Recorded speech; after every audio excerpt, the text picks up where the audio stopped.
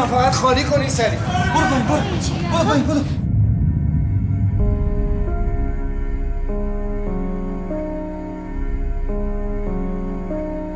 من و خانمم که از اینجا اسباب کشی کردیم رفتیم توی خونه‌ای که باحال اینجا. از که شانس آوردیم بالاخره. ببین سر راه از سوپرمارکت‌های باز بود یه چیز برای صبحونه بگی. هیچی نداریم تو خونه. قربونت برم.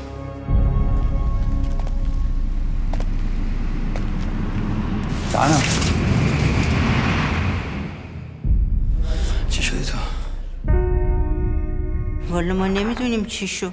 یه مرتبه دیدیم از بالا صدای داد و جیغ اومد. رهنه جون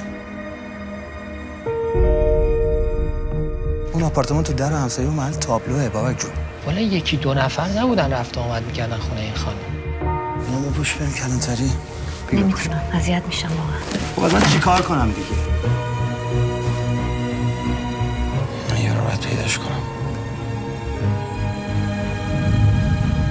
شما صاحب این ماشین هیچ وقت اینجا دیدین؟ تو یک کلمه نمیگه اونجا چی؟ تو چرا همچی میکنی امشب؟ داری انتقام میگیری ازش. خودم میدونم دارم چی کار میکنم.